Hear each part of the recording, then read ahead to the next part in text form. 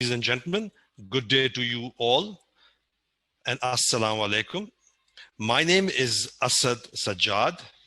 I'm representing the Halal Development Council and I welcome you all to this very special session on halal meat.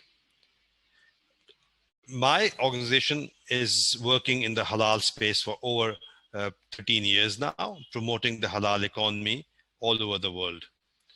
And I'm proud to be here hosting and moderating this session for you.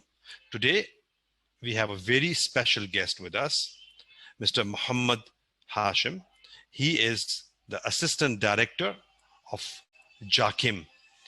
JAKIM, as we all know, is the halal regulator for Malaysia, which is known as the halal hub for the world. And we all get our halal standards from Malaysia, let it be food, non-food or services. Malaysia has been the pioneer in all type of halal rules, regulations and standards.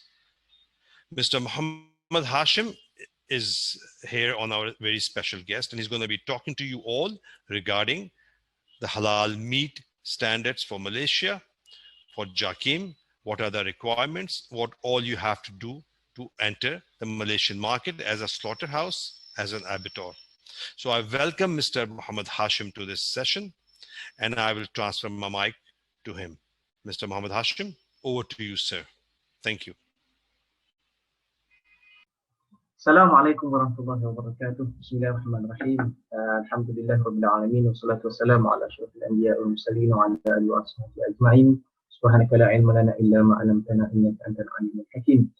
Thank you very much, Brother Asad Sajjad, for the introduction. Our honorable speakers also, Sheikh Ibrahim Ezzat, and I also like to thank the organizer for inviting JAKIM to share on our part. I will share to all of you, inshallah, today about the introduction to the Malaysian protocol for the halal production. Okay, next.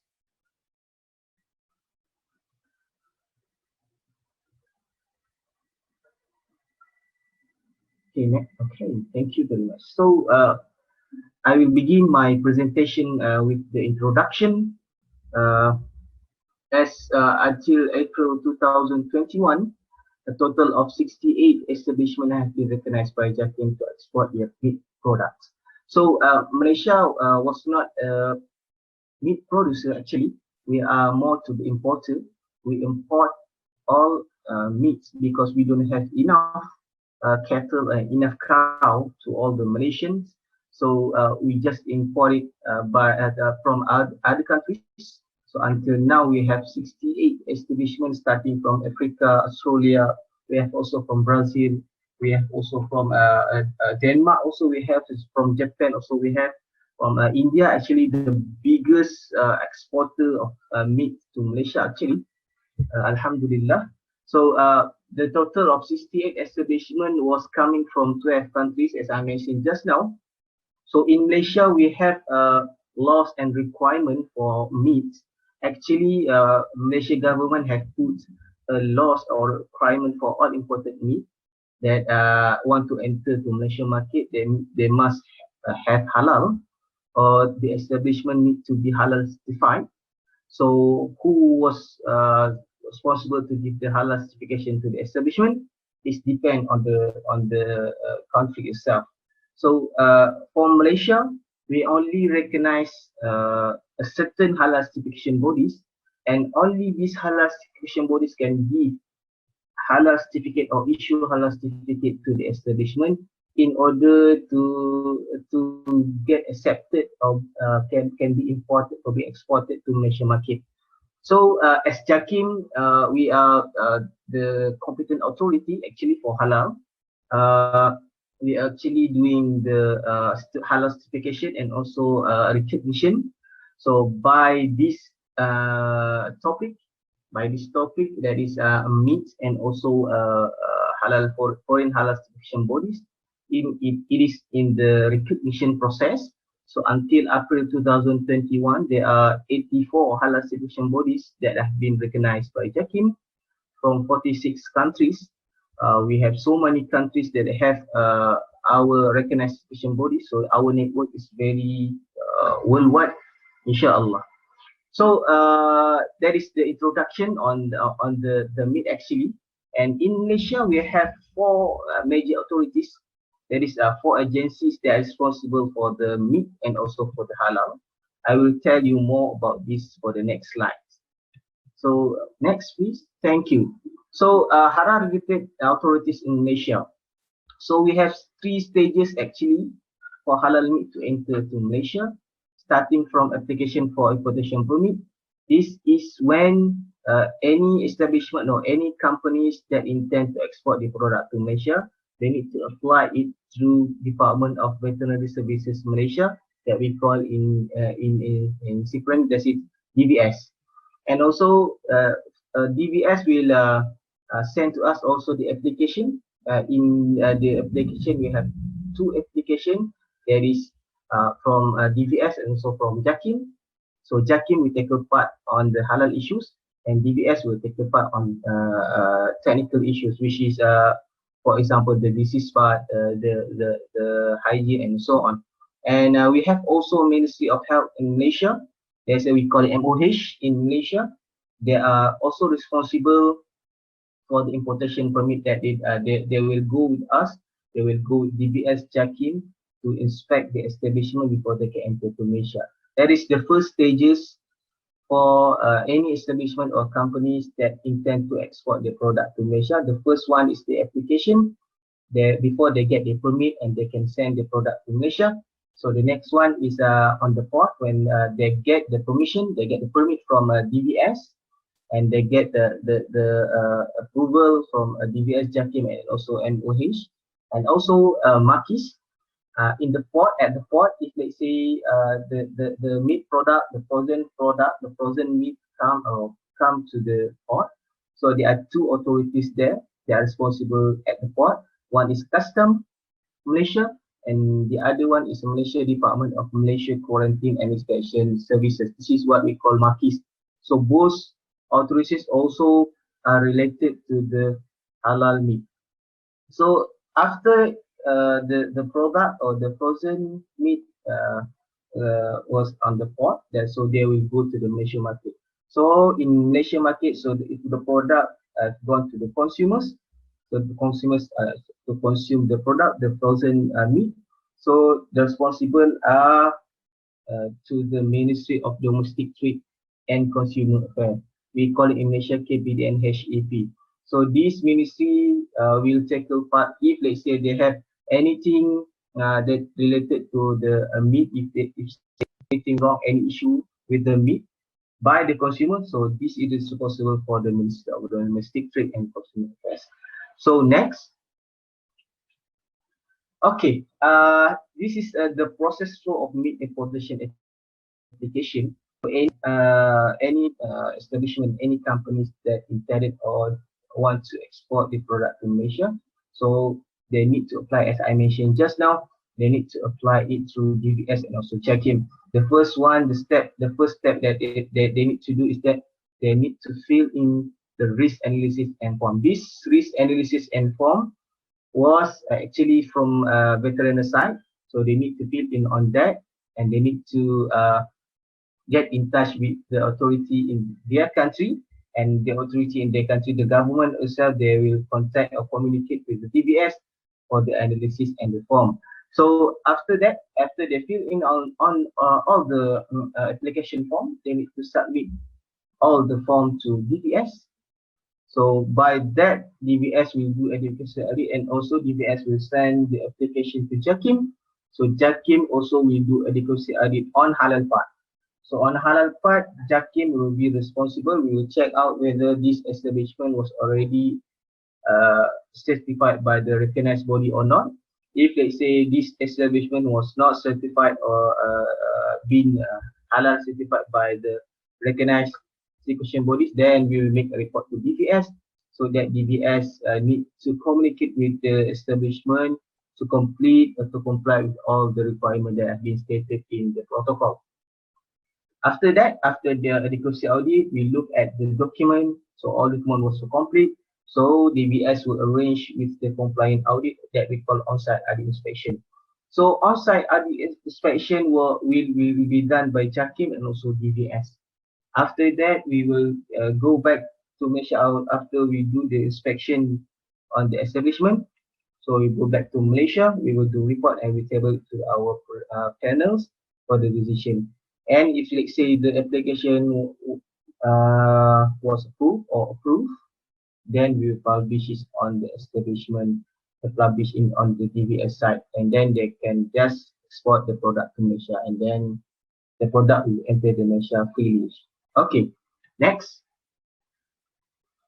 So, okay, inspection audit. So, as I mentioned also just now, inspection will be conducted by DBS and JAKIM.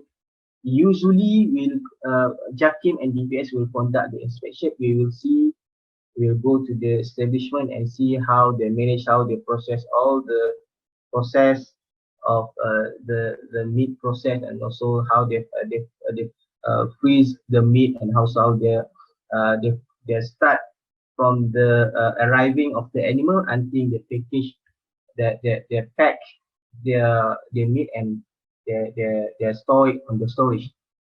So basically, DBS and will tackle on technical part, and JAKIM will look at the halal part. So we will have 2 auditors from DBS and 2 auditors from JAKIM. So both auditors have their own expertise, which is DBS was on the technical and JAKIM was on the Sharia or on the halal part. So for JAKIM, we have the reference that is the Malaysia Protocol for Halal Meat. So I have this one. This is the protocol. So this protocol was actually we have notified it on the WTO, World Trade WTO. We have already notified it since 2000, I think 2011, 2012. We already notified it, and we will use this as reference. We also use Malaysian Standard 1500 and 2009. We are in the stages of developing new standard, which is a standard of slaughtering, but still in the process. Inshallah, in the future, maybe in 1 year or 2 years, we will come out with the new standard of slaughtering. But meanwhile, we will use the Malaysian standards 15,000 and 2009, and also we will also refer to the Malaysia Fatwa. This is all the major reference that we use as JAKIM for the halal part. So, okay, next.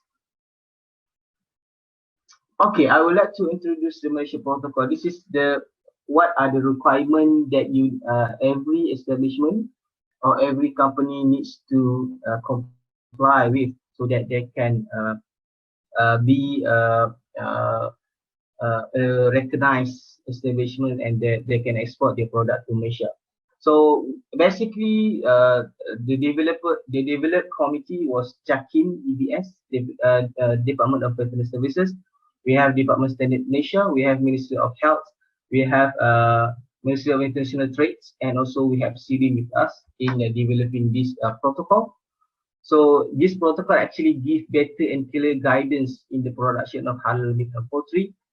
So this actually this protocol needs to be referred by the establishment or any companies that want to export their product to Malaysia. They give you clear guidance and clear we call it clear information on the production of the halal meat. So it is supporting the Malaysia requirement for halal meat poultry and their products, and also this protocol also it is applicable to all establishments that are producing halal meat, poultry and their product and intended to export to Malaysia. And as mentioned just now, our reference, we will use it together with our Malaysian standard 15,000 and 2009 halal food. Okay, next. Thank you. So this protocol, we have first part, that is scope. So the scope prescribed practical guideline on, maybe you have stand method, we have the slaughtering process, we have also further dressing process, we have storage, and we have also give guideline to the transportation. Okay, next. So requirement, we have general requirement, we have all the requirement that is we put in this protocol. general requirement, actually we talk about, or we write about what is the dedicated halal establishment, actually what is the internal halal control system, what is the what are the permitted animal, what are the halal slaughtered meat.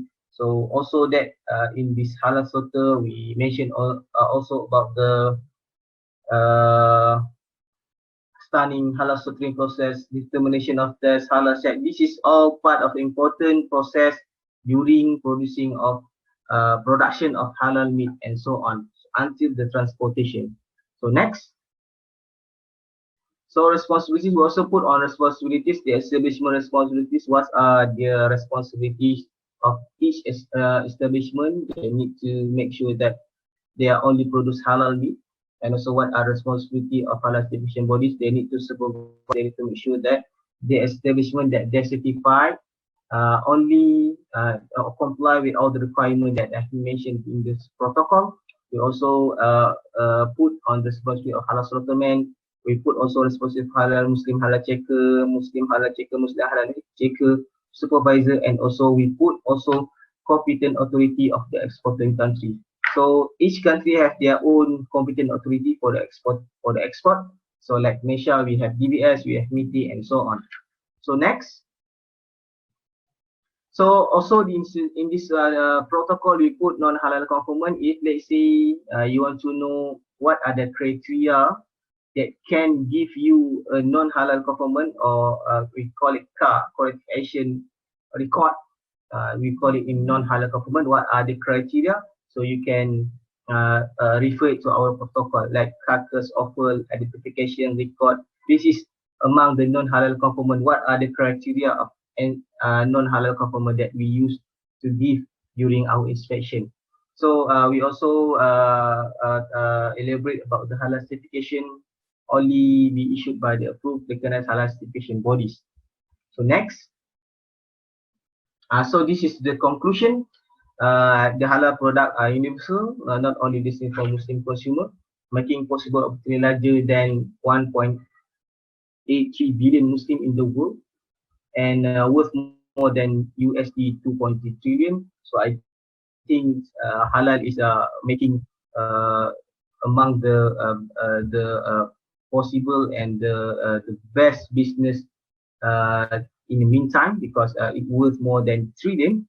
And next, and this is next slide please. So this is about our Prophet has mentioned about the halal and haram. Halal is clear and haram is clear. In between these two are certain things that are shubha and so on. That why we do halal, why Muslim are very particular in halal, because we cannot consume in haram. And as I mentioned that because between these two certain things they are shubha. So as a Muslim we need to get away from shubha. So and we are responsible to eat halal, and that is what also the order from our God actually. So I think that's it from me for my presentation. Thank you very much again. I think I have enough time, and I hope that I will give you at least new information on halal meat in Malaysia, and I give back this chairs to the brother Asad. Thank you very much. Assalamualaikum warahmatullahi wabarakatuh. This is a very insightful presentation, very detailed about JAKIM process. Mr. Ashraf, you mentioned that 68 yes. approved abattoirs and 84 halal certification bodies all over the world. What is the procedure for the approval of abattoirs and the halal certification bodies international in the times of COVID? Is JAKIM doing any virtual audit to facilitate the international certification bodies and abattoirs to approve them? Okay, thank you very much, Brother Asad, for the question. Actually, we have developed a new procedure. We have a procedure of remote audit, and actually, in the moment now, this week and until the end of this April, we will do the remote audit for the recognition of halal certification bodies. So we have the new procedure on that. So but this remote audit procedure was not for the establishment, because for the establishment, for the slaughterhouse, we need to go there by ourselves. Actual audit, we need to do actual audit to see how the process on that. So actually, we have the procedure now, and we have been doing the remote audit for the foreign house body now. So that is my my answer to that. Thank you, Brother Asad. Thank you very much. And with this, I'm going to take a break for now, and we'll start after this short break. Thank you very much.